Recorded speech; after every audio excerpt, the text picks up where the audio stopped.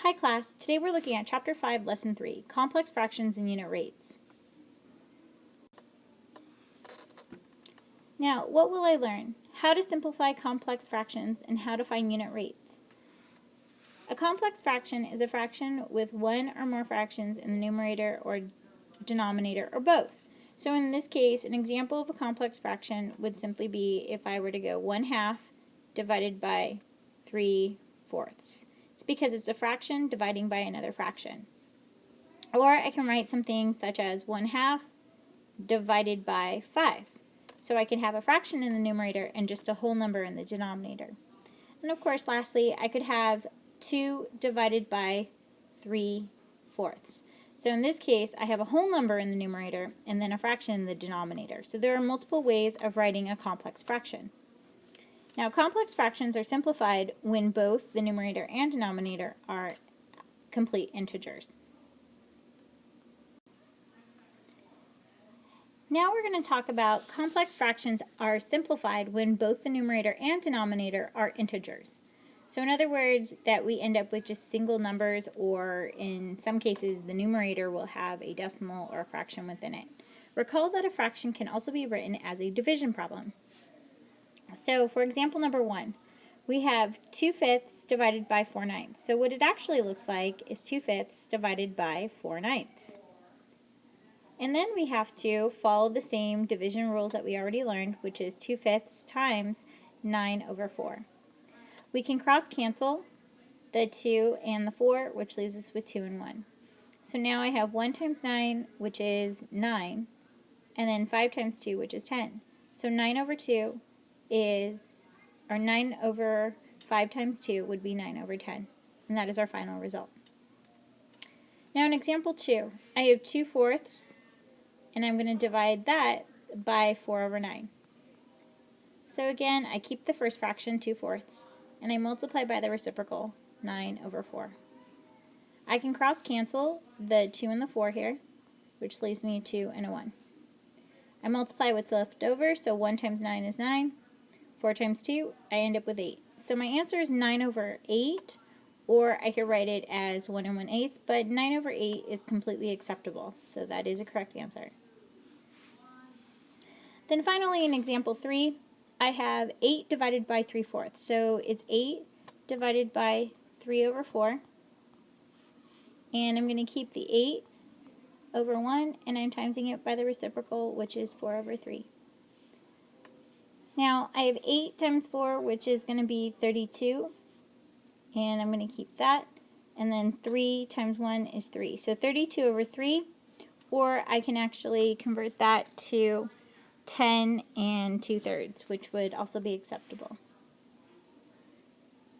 But 32/3 is also an acceptable answer. Go ahead and turn your notes over to the back side now. Now go ahead and take a few minutes to answer these 4 problems on your own. Make sure that you are paying attention to when you're setting up the division and that you multiply by the second fraction's reciprocal. Now, when we're finding unit rates, when the fractions of a complex fraction represents different units, you can find the unit rate. So, example 1, Josiah can jog 1 1/3 miles in 1/4 hours. Find the average speed in miles per hour. So first, I'm going to take the 1 1/3, and I'm going to divide it by the 1/4 of an hour. So this deals with miles over hour. But now I need to convert my mixed number into an improper fraction, which becomes 4/3. Then I know I'm going to divide by 1/4. So when I go further, I keep the first fraction, 4/3, and I multiply by the second fraction's reciprocal, 4/1. I realize I cannot cross-cancel anything, so my final result is 16/3, or I simply can say it's 16/3 miles of an hour, because I still have to remember that the 1/4 is also being divided out, and that means that 1/4 divided by 1/4 would be just 1 hour. So what I can also do is take this 16 over 3 and divide it and get 5.3 repeating, which means that's the amount of miles within 1 hour. Now in example 2, a truck driver drove 350 miles in 8 3/4 hours. What was the speed of the truck in miles per hour? So if I have 350 miles in 8 3/4 hours, the speed per hour would then again still be based off of the division. So I go 350 divided by 8 3/4, which now changes to 35 over 4. And then, of course, I keep the first fraction, 350, which is over 1, times it by the reciprocal, 4 over 35. So 350 and 35 cancel, and I'm left with 10. So now I have 10 times 4, which becomes 40. And the 40 represents the amount of miles in 1 hour. So 40 miles in 1 hour. And that is my final result.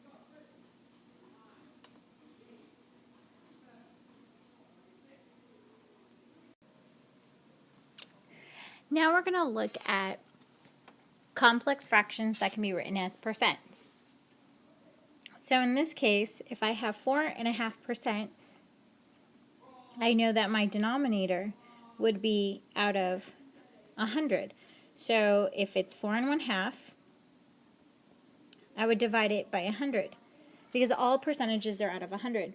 So I take 4 1/2 and I convert that to an improper fraction, 9 over 2, and I divide it by 100. But then I have to remember I multiply by the reciprocal, so the reciprocal of 100 would be 1 over 100. Now in this case, my answer, once I multiply, would be 9 over 200, which cannot be simplified any further, so that means that would be my final answer.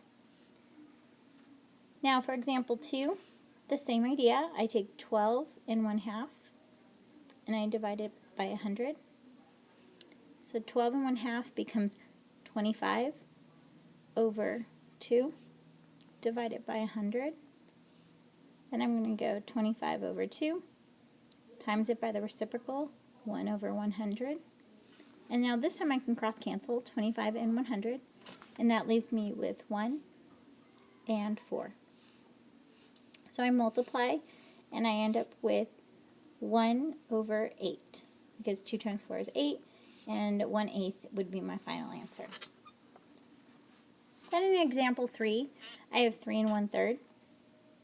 So I take the 3 1/3, and I put that over 100. And then I convert it to 10 over 3, divided by 100.